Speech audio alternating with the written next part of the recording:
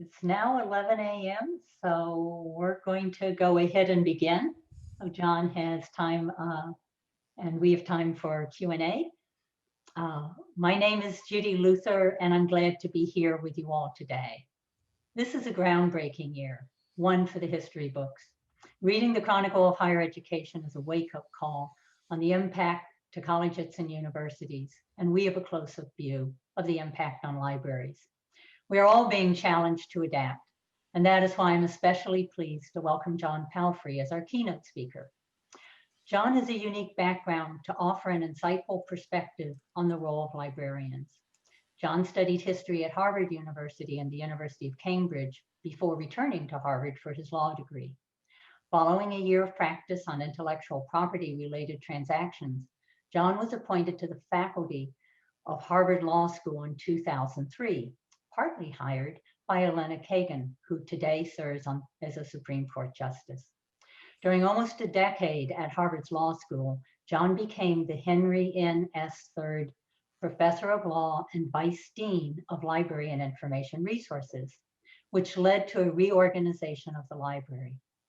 He has served as the executive director of the Berkman Center for Internet and Society, which is an entrepreneurial nonprofit that studies the internet and law. Two of its spinoffs are the Creative Commons and the Digital Public Library of America. John served as founding chair and then president of the board of the directors for DPLA. These experiences prompted him in 2015 to write BiblioTech, Why Libraries Matter More Than Ever in the Age of Google. In 2012, John left Harvard to become head of school for the Phillips Academy, until last year when he was appointed president of the John D. and Catherine T. MacArthur Foundation, which supports people, institutions, and networks building a more just, verdant, and peaceful world. He also serves on the board of trustees of the John S. and James L. Knight Foundation, which supports informed and engaged communities. John's personal research interests include digital media, democracy, education, diversity, civil liberties, and the law. John, welcome. We're glad to have you with us. Judy, thank you. What a nice introduction and appropriate for the library world, and of course for this moment in our history, which feels like such a consequential time. I'm going to move here to sharing screens, hoping that this is going to work okay. And everybody's probably been there before doing this, and hoping that it's actually going to work. Judy, can you give me a thumbs up if that's looking like it ought to? Awesome, thank you. Well, to the Charleston Conference organizers and attendees, what a pleasure it is to be here. Judy mentioned that I had the great pleasure to serve with Elena Kagan, for Elena Kagan, as the Vice Dean of Harvard Law School and with responsibility for the libraries. And when I was in that role, one of the things I heard about always was the Charleston Conference, and it was sort of in whispered, hushed tones about what a great event it was. And in part because I kept teaching through that period as a law professor, I didn't ever actually attend the Charleston Conference. And so when I became president of MacArthur Foundation, I got this invitation to speak at the Charleston Conference. I thought, wow, this is my big opportunity. Of course, I was imagining we'd all be together this fall in a beautiful spot and get to see a city I've only driven through and so forth. I'm sorry that we're not actually together, but I'm also super impressed by the number of people that have decided to participate virtually, and really honored to have the chance to be one of your keynotes among several, I realize, at this important time in our history. I start out by just acknowledging the moment that we're in, which is obviously a moment of great uncertainty from a political perspective. And I can imagine that everybody's attention is somewhat divided, waiting on votes from Georgia and Arizona and Pennsylvania and elsewhere to come in, and obviously we all have feelings about this. I also think it's a critical moment in terms of the way that we react and recover from the pandemic, and of course the requirement for so many of our schools to be operating virtually, or at least able to operate virtually, to keep our kids and our communities safe, and the important roles that libraries play in that transition, which I think has been so abrupt and so well handled, so far as I know, across the world, particularly in academic libraries, which I know are so well represented at the Charleston Conference. but I also know that it's a time when it's hard to do your work, and I really appreciate that, and want to just provide sort of a shout out to all who are devoted to the great work of providing an increase in knowledge access, and doing that both for the communities that you serve as Academic Matters, but also more broadly, which is just such an important thing that you do, particularly when there are pressures, of course, on your time, and there's not enough money, and I suspect we're going to face more of that coming out of the recovery, regardless of whether we're in a well-funded private institution or we're supported by state funds and so forth. I realize that's a challenge, and just really appreciate you for doing that. I work right now at the MacArthur Foundation. I'll just say a couple words about it before pivoting into the main thing that I wanted to talk about today, which is why you're so awesome and important as libraries and as librarians. I have the great privilege of serving as president of the MacArthur Foundation. For those who don't know it, it's based in Chicago, but it operates in 4 countries around the world. We have offices in Mexico, in Nigeria, in India, as well as in the United States. We are best known, I think, for the work as those who give out the MacArthur Fellowships, sometimes called the MacArthur Genius Awards. And I think this is a really fun thing to be able to do now that I have the chance to be president of MacArthur Foundation. The reason I think it is so important is we hold up creative people, those who are doing innovative work, people who are, I think, holding out hope for what the future can be. It's been a lot of fun to be able to be involved in that. But I think it actually does connect ultimately to the premise that I have for today, which is really what I think the superpower of libraries and librarians is, which is to create the future, to create a world that is the one that we wish to have, and to be able to imagine that and bring it into being. And I believe that the MacArthur Fellows really stand for that proposition. These are individuals who don't see what they want to see when they look out the window or in their own mind's eye toward what is possible in the world, and then they go figure out how to do it. And every year we get to honor a few dozen people in that way, and to hold up people who are doing that kind of work to the world. And I feel like I want to do that for libraries and with libraries, to hold up the incredible work that is happening in the full range of libraries that exist at the Charleston conference today. I have on the screen just a couple of images here. This is actually not related to the Fellows Program. MacArthur Foundation it's got about $7 billion in the bank, and we give out about 300 and some million a year. The Fellows Program actually is a teensy amount of that. It's maybe on the order of 10 or $15 million a year. So most of what we do is in other areas. We are devoted to imagining a better world in lots of ways. If you listen to NPR, you may know our tagline is that we support a more just, verdant, and peaceful world. That means we work on things like criminal justice and social justice through climate change. We work on a variety of things, but mostly those in places like Chicago, and where we have offices that really focus directly on improving the world. And in the racial reckoning and the incredible moment that we had around Memorial Day after George Floyd's death, and others. One thing that we were able to do was to commission some art, which was incredibly fun. And I thought of this in a way as a librarian in terms of curating the space that we had. So the images up on our screen show the historic Marquette building. It's named for, in essence, somebody who kind of settled Chicago, and we know how complicated that narrative is when this is actually land of the Potawatomi tribe in Chicago. But we have this beautiful building, and in the context of COVID, a number of our tenants were not able to do their work and had to cancel their leases and so forth. So what we decided to do was to commission some murals along the downstairs. This used to be an Argo T, but you see here an artist, Dorian Sylvain, and her colleague Norman Teague, who imagined what could be on the outside of a historic Chicago original skyscraper, and she made these beautiful Black Lives Matter murals, a couple of which I show here. Anyway, I suggest this in the sense that there's so many different ways through our work, depending on how we are able to envision the world, that we can bring that into being. And I want to stress that as the gist of the speech this morning. I also want to note that I realize there are people who have different points of view on this topic, and there also are critics, and there are challenges that you face in libraries that we don't in foundations. So I would say it is easier to be a foundation president in many ways than it is to lead a resource-constrained institution like a library, and also that there are perspectives that you are pushing against that are a challenge. So I want to acknowledge the reality of that, even as I go into what's possible. When I wrote this book by BiblioTech that Judy mentioned, and I put a little chiclet of it in the bottom right there. And the idea was why libraries matter more than ever in the age of Google.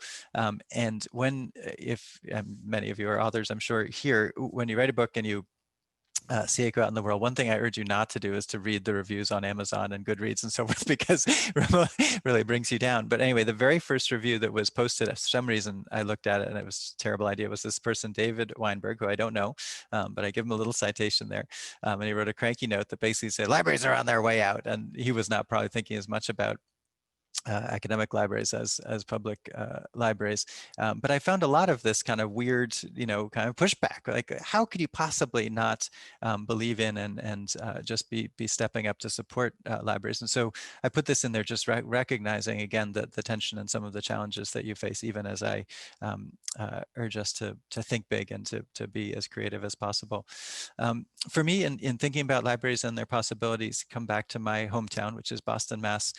For anybody who has walked into the McKim building, the old building at facing on Copley Square of the BPL, above the door are these three words, free to all. And I always just get chills down my spine when I see it and read it, think about what libraries have meant.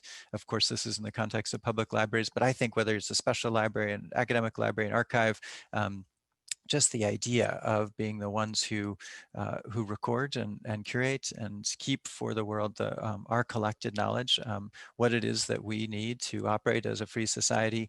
I just think it is such a crucial, essential role that libraries play. And I think that is more than ever in the age of Google. I really do, both for reasons that I think we know and for reasons that we don't yet know. And I think part of it is that libraries do create and continue to offer extraordinary, inspiring spaces like this one. And this is maybe in the category of library porn, of just pretty pictures of libraries inside. This, of course, is the Boston Public Library's Adams Library. And whether or not people continue to go to bespoke little beautiful spaces like this, I think it is important to have the inspiration of beautiful spaces to go and to study. And I don't in any way denigrate that importance. I think it's continues to be important, even as a little space like this might make us think of masks and COVID and worry at this moment. I think having beautiful, inspiring spaces for people to think and to create continue to be hugely important. And likewise, I think physical materials are critically important, whether they are ancient that need to be cared for and conserved and to be preserved for the future, or they are brand new. I think people love the text and the physicality of books and places. So in no way am I undermining or denigrating the importance of those aspects of the work. And who knows, after COVID, maybe we will come back and value them more than we have in the past. And I think there would be great value in that. I also think that the kinds of spaces that we create for ourselves to be able to think great thoughts, even when they're outside of a physical library, but are the ones we set up in our homes, are critically important and are inspired by libraries and by librarians. I would, if we were in person, I would ask, does anybody know what this space is? And somebody might have seen this image before. It's from the Harvard Law School Library Archives, but it's the personal library in Washington, D.C. of Oliver Wendell Holmes, Jr., who was the Supreme Court Justice, of course. And why I love this is I think about him sitting in that chair there behind the desk and doing his work and writing opinions, many of which were quite brilliant, some of which were the most important opinions really of their era, and some of all of Supreme Court history. Some were clangers. He had some really thoughts that we would consider quite not so great today, but in any event, he set up this space for himself, and I just love the idea that he had all these books that he was going to consult, and of course he created a library-like space that was like what he would have had at Harvard Law School as a student, as a professor before that, and the inspiration no doubt came from libraries and librarians. But in a digital age, our kids are probably not creating this kind of space, and they need the inspiration. They need to be taught how to create this kind of inspiring space for the next Oliver Wendell Holmes Jr. Or the next Sonia Sotomayor, or the next Elena Kagan. I also would just really note that there are lots of important differing views to my own, and in the spirit of recognizing how separate and how much division there is in our country, I note one other criticism of my book BiblioTech, and noting that I think we just need, at this moment of being a split country and a split world, to listen to others. this was in an Inside Higher Ed review that was cranky, and I like the idea about cranky marginalia in a book. I thought that was a wonderful image and way to think about somebody engaging with ideas. But I made a claim in the book that libraries are facing a challenge. Caught between a pervasive belief that not so needed, which was that one that was reflected in some previous notes, and also the idea that libraries have to create new things in a digital age. And this one I sort of stand behind. I think that the challenge of having to do more when you're not getting more resources, which was the key point that I was saying in BiblioTech, I realize that's a real challenge, and that it is not only that you have to provide a service in person, but you also have to figure out how to do dramatic and exciting new things in a digital environment. And I imagine with COVID, you probably didn't get big increases in your budget because the revenues are down, whether again that's tuition revenues or elsewhere, and you're being asked to do more. You're being asked to figure out how to serve a community entirely in a digital way in some cases and in a hybrid way in others, and just recognizing that that's a enormous challenge. I recognize that my critic here doesn't agree, but there I think is some importance to being engaged in the reality of that conversation. And I think it's against the backdrop that we continue to have more and more digitization and knowledge moving to the cloud, which I think has many benefits, of course, in terms of sharing and so forth, but really great challenges as well. And the reason I like this image is just noting that every single one of those entities that's holding the knowledge in the cloud is a private entity.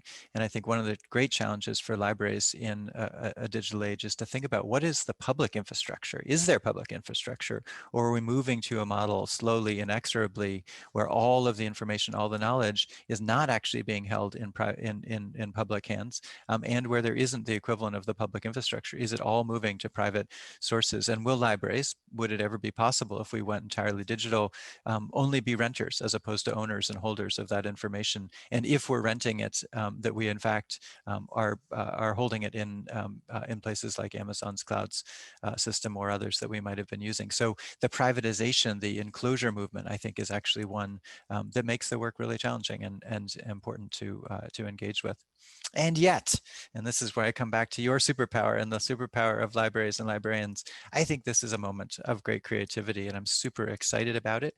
I think that the idea that you can envision something going back to the Boston Public Library here, this is that same space that has Frida all above the door, but thinking about how some of the architecture of this new world that is partly digital, partly physical has been created, but a bunch of it hasn't yet. And I believe that the inspiration and the work is going to come from libraries and librarians, of course, in conversation with users, of course, in conversation with those of us who are not working directly in libraries. But I am super excited to look at what is the next edifice going to look like in the library world and how it's going to inspire the next Olive Wendell Holmes Jr.'s and Sona Sotomayor's and Elena Kagan's over time. And my money's on you that it will be a great thing. But I think it needs to be done deliberately and seriously and carefully.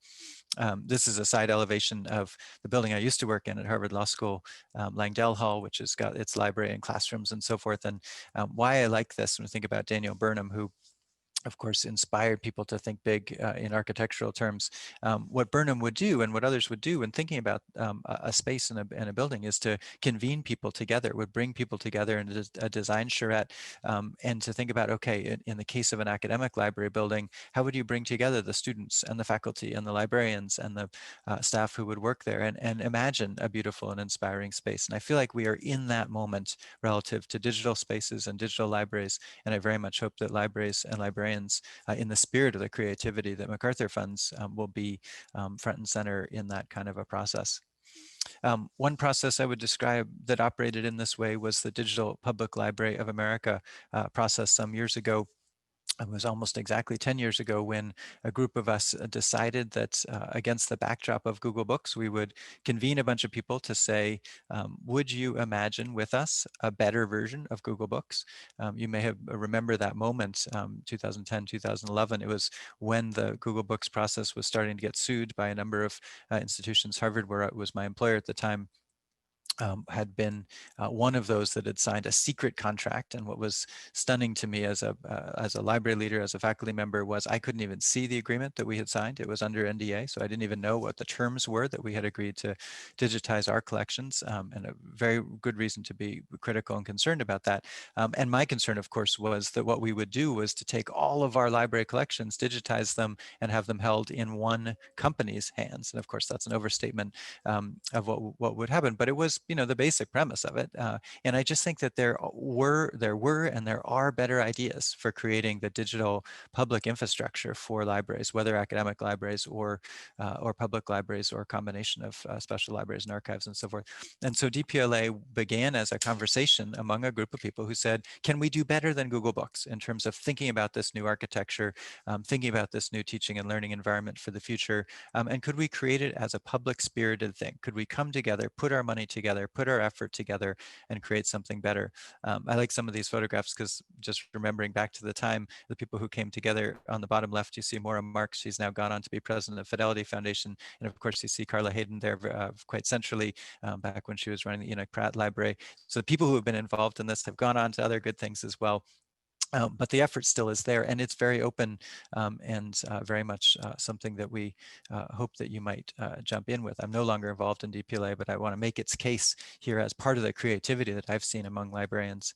And of course, a lot of that process has been talking to people who use libraries in different ways. Young people here shown working in a robotics lab. Of course, libraries have found ways to expand services in such exciting ways. MacArthur, which is not a big library funder, but one of the things we have funded was the U Media centers for young people to reimagine both a combination of digital and physical spaces in libraries. There's huge innovation there that I think is enormously promising, and this connection between libraries that really get good at the design build approach of talking with and working with young people and others who are their users to develop new things. And I think DPLA has done that pretty well.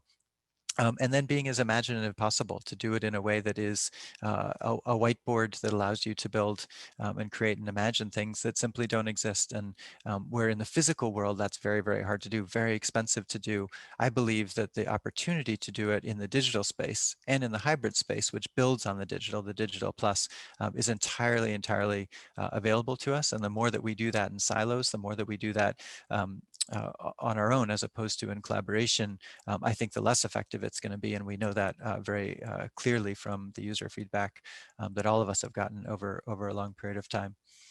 And the DPLA, when we first started, the idea was basically to say, rather than have all of these silos of different digitized materials exist out there, we ought to have a common infrastructure, a common platform in which to serve those materials. And so the initial thought was, could we bring together all of those universities and all of the states and so forth that were doing this digitization and share it together from a user perspective? And that work has gone incredibly well. And I'm sure among the 980 participants I'm seeing on the screen right now, that some of you are among those that have contributed to this. But rather than just having Harvard, which would be one of these specific hubs, digitize its materials, and having New York Public Library and the Smithsonian and a zillion other universities and institutions, and then have each state. You see Massachusetts, my home state there, but I think South Carolina is lit up here too, digitize on their own, to actually to do it in a way that's coordinated, not to do it one time with one big national effort, because we know we're too complicated and diverse a country to do that,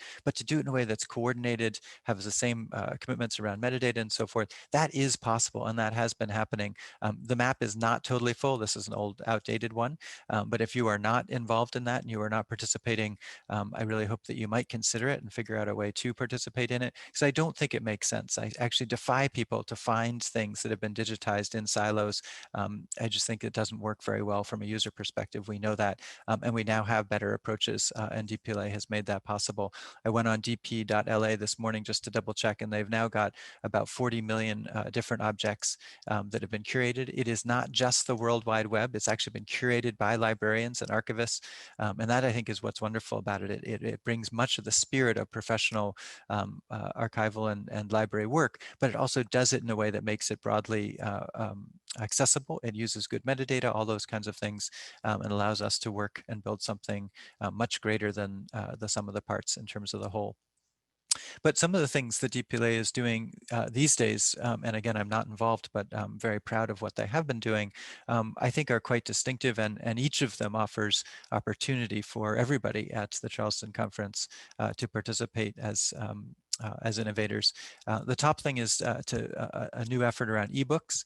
I think that if you scroll back to that time of the Google Books project and forward then again to today, of course, more people are accessing ebooks than before, and that's a positive in many ways, as we see people accessing physical books as well as the electronic versions. But I think it would be a bad thing if, just like I think only having things scanned into Google would have been a bad thing. I think if you only have Overdrive, you only have a single system or a couple of systems held in private hands, traded from private equity firm to private equity firm, that's not going to be good for libraries and librarians. It just isn't. And more important, it's not going to be good for the public, because it will be a monopoly, or it will be a duopoly, or whatever it might be. But the prices are going to be driven by the private sector. And I think those services are very important. I know there are many vendors who are here too, but I think there needs to be choice. And I believe there needs to be a public option. So DPLA, in concert with a number of other great organizations, including New York Public, and others, is developing an ebooks platform that anybody can use and subscribe to. And it's one that's built for and by libraries, and is one where it is a not-for-profit. So there's not profit being extracted by the firm. So again, I am not against capitalism. I'm not against vendors, and I'm not against services that libraries need. But it seems crazy to me that libraries wouldn't collaborate together, at least to create an alternative for ebooks. And DPLA and others have done that. It is available, and it's something you can help to build, and to build in the image that I think that librarians have for the future. Second, this Black women suffrage collection that I highlight here.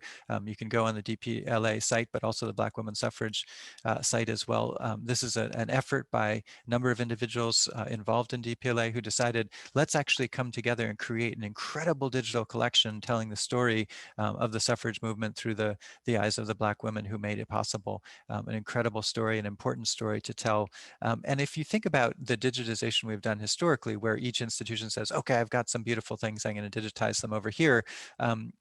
If we don't do that together and thematically, I think it's very hard for, say, that school child who is doing their work on the suffragette movement to find anything other than the most obvious materials. But I think if we come together and we do this in a way that is informed by the people most affected and most involved, I think as this particular project shows, I think there's enormous power in that collaborative effort and that collaborative spirit.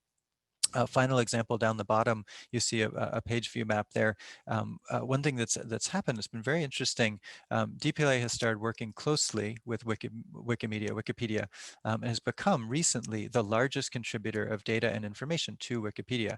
This is a bridge between the library world and this incredible online encyclopedia, the most important encyclopedia ever created by humans. The data you see there is that the Toledo-Lucas County Public Library started to contribute materials in. They've been getting monthly access of more than 1.5 million views through Wikimedia to their materials. I suspect that there are very few digital efforts that have been ramped up in a matter of a couple of months serving a particular county library that have resulted in 1.5 million people accessing the material on an ongoing monthly basis. There is enormous ability for reach and for access by combining efforts across platforms, and working with things like Wikimedia and Wikipedia, which are in the public interest. So my pitch here in this segment of the talk is really in favor of digital public infrastructure and supporting that together. And I think it only comes together in a collaborative way. Here are just a couple of notes and links. If I were with you, I could show some things maybe live, but let me just show a few of the links up here. I also note that John Bracken, the executive director of DPLA, is very open to partnerships from anybody in the Charleston Conference Zone. I talked to him before this speech, and he gave me this set of links and his personal email there if you are interested in participating. Of course, the innovation and the creativity I'm talking about is not limited to these big collaborative efforts like DPLA. My old employer, Harvard Law School, at and the Harvard Law School Libraries created this fun thing called perma.cc.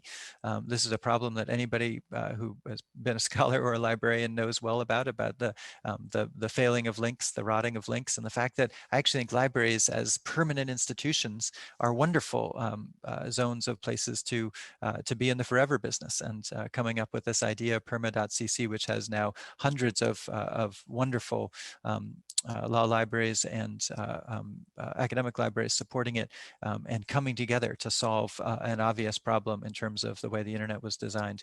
I think, again, a testament to the incredible power and creativity of libraries and librarians who I admire so much. And I just would, on this day of, of focusing on the American election and so forth, urge us to keep a global vision in front of us. I know the Charleston Conference tracks librarians from all around the world. One thing that was exciting about starting the DPLA almost 10 years ago was to note that the US was actually not ahead in this way. There are many other places in the world who are doing a better job of creating national digital libraries and national digital development efforts and connecting the American effort to efforts around the world struck me as very, very important. Very first thing DPLA did was it created an MOU with the EU counterpart so that there would be at least a crosswalk for materials based on metadata and so forth. And so keeping the global frame here, I think, is so important. And Judy, don't worry, I'm almost coming into for a landing here. We've got one more minute. As I mentioned, this incredible superpower of librarians in being able to imagine the future, I close with this slide, which is a map, as you may know, of utopia. I realize that I am absolutely a positive thinker and somebody who just believes in what is that we can create what's possible. I believe in librarians being able to do that, to create the information ecosystem and the knowledge ecosystem of the future. But I would urge us and urge you as librarians who are working actively in the field to keep a positive vision in mind. That even in these dark times when we are fighting a pandemic, even when we are realizing how divided our country is, whichever side of that you're on, that whoever ends up as president, we know we have a country that's divided right down the middle and a world that's divided in many ways. I think it is always in our power. It is always in our purview of what's possible to create a sense of where we want to go, to have a North Star and to drive at that. And I really look forward to learning from the way in which libraries and librarians figure out what is that digital and combined with the physical hybrid world that we want to drive toward, and then to go create it, because actually I think that is in the realm of possible. I believe that it needs to come about through radical collaboration. That's why I put so many years of my life and the money I could control and so forth into the DPLA. I hope others will join with that effort. But if that doesn't work for you, I really do hope that there are continuous ways to imagine the future and to build toward it in ways that will leave us in a much better place as a society. And I think it's extremely important from in terms of the future of our democracy, that we have these great public systems that are supported by all, whether in a private system or in a public system. And I believe it's entirely possible, and that it is the superpower of libraries and librarians to imagine and create a brighter future. So thank you for all you do and for being such a bright spot in our world. And thank you for the opportunity to spend some time talking with you. And to Judy, I give the microphone back. Well, thank you, John. Thank you for that great presentation and lots of good ideas. The questions are starting to come in, and the first one is, how is DPLA different than HatiTrust? Oh, such a good question. Yeah, so HatiTrust pre-existed DPLA and is a very, very important effort. It is, of course, focused in traditionally in a pretty academic way, so focused on academic libraries and creating a repository of materials. DPLA is much more focused broadly on access to materials and to doing that in a broad and public way. So HatiTrust plays a crucial role in the context of academic libraries and is a long time, right at the beginning, partner. Paul Courant was on the initial steering committee. But I would see DPLA as sort of maybe more the access layer and being very public facing. And HatiTrust has been more focused on the academic world and also on creating a general repository. Now, it may have evolved in ways that are closer to DPLA, but they have continued to be very important partners over time. Thank you for that clarification. Sure. And if there's anybody representing HatiTrust here, which there may be, please feel free to jump in or clarify. Not that I can tell. Another question here, could foundations, nonprofits support the infrastructure for peer review, removing the commercial aspects and opening information for all? Certainly could, you know, and whether it's Mellon Foundation that does a lot more in the sort of scholarly realm or others,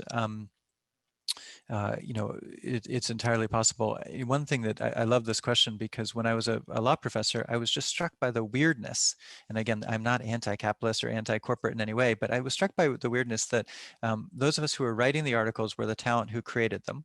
We then were the people who were asked, again, for free to review and peer review. And then we were the customers, right? We were the ones through our libraries and through our tuition and so forth, we were actually buying those materials back.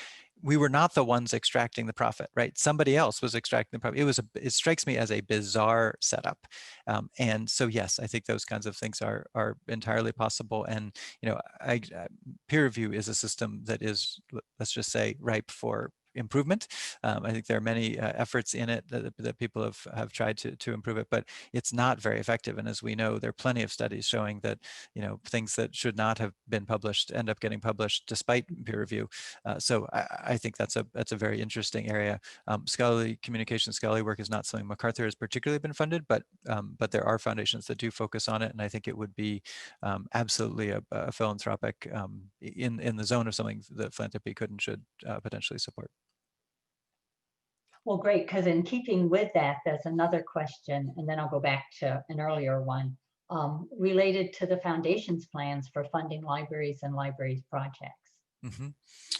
And if by the foundation you mean MacArthur, it is. Yeah, I can imagine. Yeah. So I will say that when I was board chair of Knight Foundation for a number of years, and continue to be on the board, and Knight, I think, is probably the largest funder of library innovation, and I'm very glad and proud about that.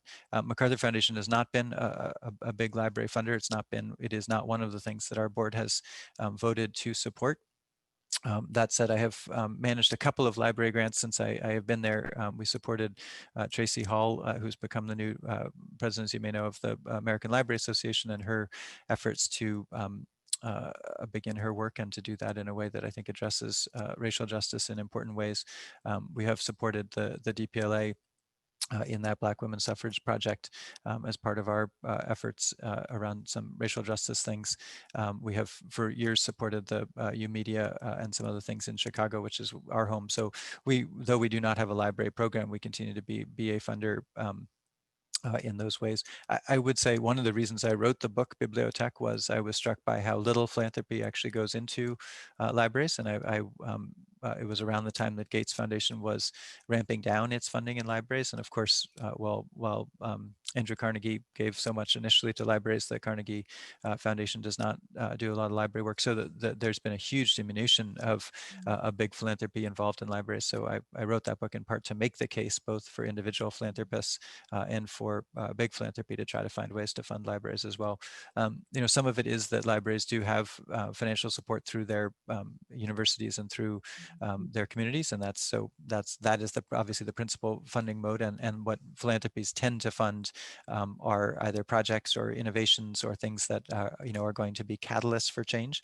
And that's why Knight's Foundation's support has been around innovation for libraries. And you know, Knight is not historically a library funder. It was set up around principally around journalism and communities. But again, we were just trying to find ways to be able to, you know, consistent with donor intent, to be able to do that. But I think the short form would be if you have a development office that is, you know, works with particular foundations. If you're in a community and there is a community foundation, those are certainly relationships to go to, even though there is not one big foundation right now with one big libraries program. Mm-hmm. Well, thank you for that recap. And now to the earlier question. Do you think that controlled digital lending can serve as an alternative to commercial control of ebooks? It's a wonderful question, and I've been interested in the uptick in interest in controlled digital lending. I think there is a lawful version of controlled digital lending. It's tricky, and I will now take off my intellectual property lawyer hat and put it aside. And so I'm not acting here in any way as a lawyer, but I think it's enormously promising. In one version of it that my previous school, Phillips Academy, did digitize its entire library and made it available as a CDL effort. I no longer represent that school, and there, but it created, and it is the world's, I think, largest library collection for a high school, a couple 100,000 volumes. So it is possible to do and to do well, and I think it's. I know that there have been some legal challenges to it, but I think it is a viable model, and just making sure that we thread the needle in terms of the legal strictures is important. I don't know that is the answer, and I think one of the reasons that I favor DPLA and others building an ebook strategy as well is, I think this is really, really, really important for libraries and for access to information. And so to have one strategy going that might, let's imagine some version of it gets shut down by courts. I actually think, a belt and suspenders is a good idea. And I think creating a variety of opportunities that will have, again, the public interest, the public spirit at the core of it is really, really important. And so that's why I believe that pursuing both of those strategies is the right way to go, and not just relying on one. But I've been struck by and been reading that more and more academic libraries are open to it. I think during this COVID period, seeing the benefits, particularly if you have an entirely remote student body or a largely remote student body, we got to figure it out somehow, right? And you can't just be shipping books all around the world.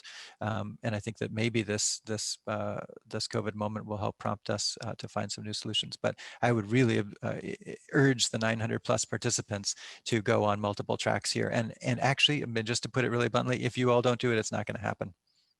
It just isn't, like, it's not going to happen for you, right? It's got to be done as a collective action.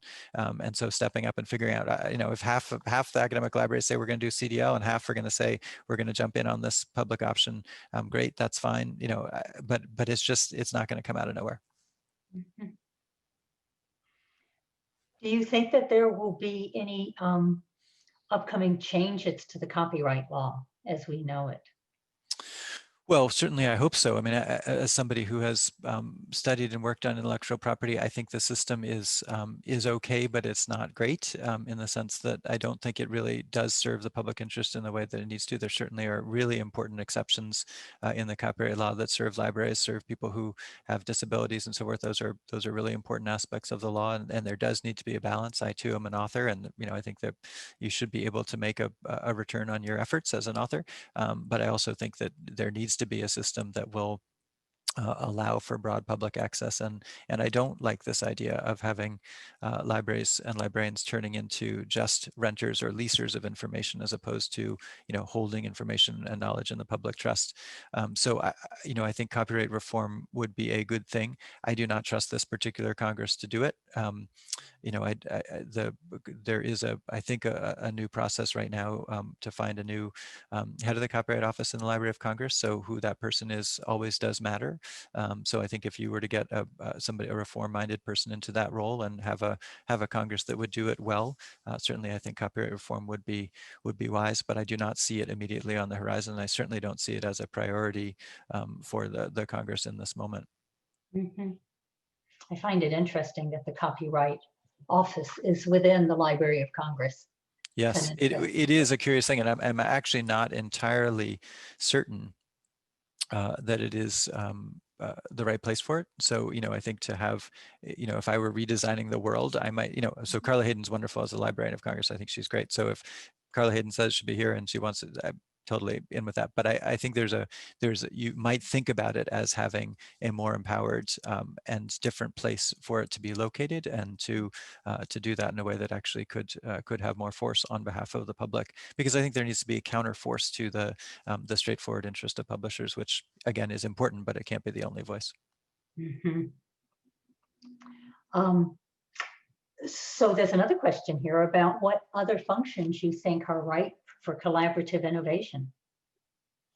So it's a great question, and I guess I probably would throw that back to the community to say, please, you tell me, because I am not working in libraries and I'm not trained as a librarian.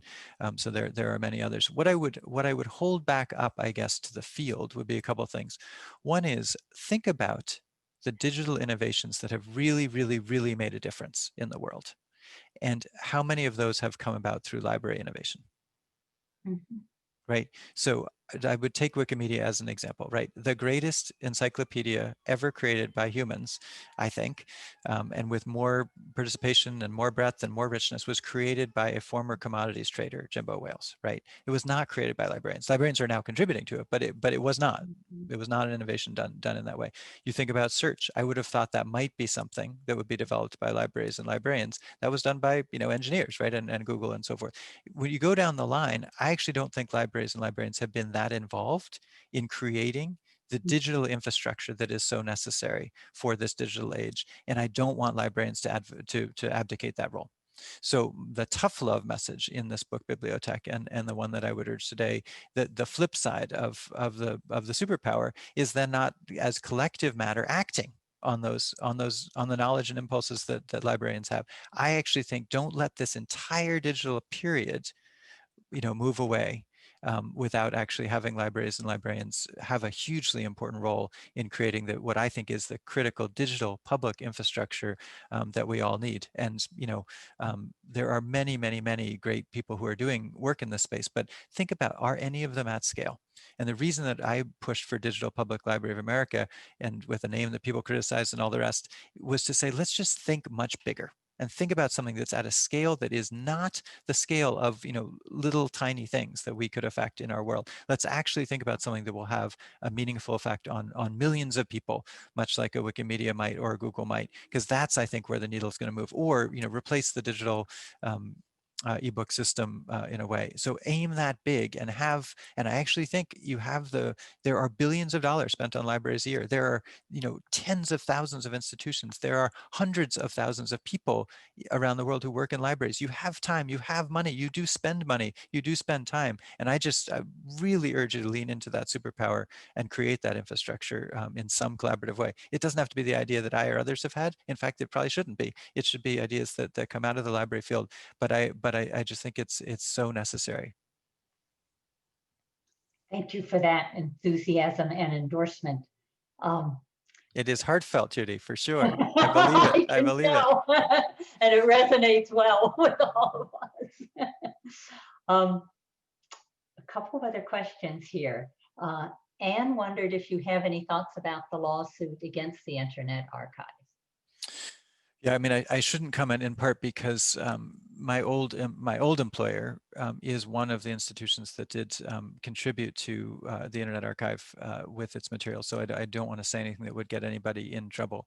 And I am a believer in Brewster, and I'm a believer in the Internet Archive in its spirit. You know, whether that settles or gets resolved by the courts, we will see. The only thing I would say, so not commenting on that case itself so as to create a problem, what I would say is pressing the boundaries of copyright law is, I think, a good and important thing. And I think if you think about Section 107, the fair use clause, it is necessary to use that muscle for that muscle to exist and continue to exist. I realize that it's tricky for institutions like libraries that stand in front of very large endowments to take copyright risk. And that's why in some ways having Internet Archive and other nonprofits take the copyright risk may make more sense. But I think just to sit back again and to be passive in this moment or this period, which I think is now, it's going to be a few decade period of the remaking of a physical only version of libraries to one that's, I think, can be predominantly, though not exclusively digital. I think you've got to be actors in that, not passive. And so when it comes to something like CDL, whether you jump in and actually try a CDL, I think there's a version of CDL that any library can do, no question. No question you can do that lawfully. The way in which Internet Archive does it again, set that aside. So do that, or participate in something that is 100% no question, totally lawful, such as the ebook program that DPLA set up. But I think not doing one of them and just, trundling along, pretending like there's not a big moment here, I just think that's a huge mistake. It's your business, but I just, as an outsider, kind of holding up a mirror, it just seems like this is a hugely important moment for advocacy and activity and engagement. It certainly is. A time, what did they say? Crisis means opportunity. Yes, exactly right. This is that moment. Yeah. We have a couple more questions, and we're coming up on the last minute or so. So let me see if I can squeeze them in quickly. Talk fast, Judy, you and I. What role should librarians play in assisting the public wade through fake information? Sorry, that was a little too fast for me at the end. What role should, it just scrolled down. What role, I think, should the library play in working with fake information? Oh my gosh, I think that the misinformation, disinformation, fake news thing is a huge boon for libraries and librarians. I am such a fan of the idea that you have more trust than almost any institution. Do you know this? If you look up studies of what institutions young people and older people trust, libraries are way at the top. Like Supreme Court's pretty good, Congress is down the bottom, but libraries are always at the top. You are trusted guides to information. So I think there's a huge opportunity there.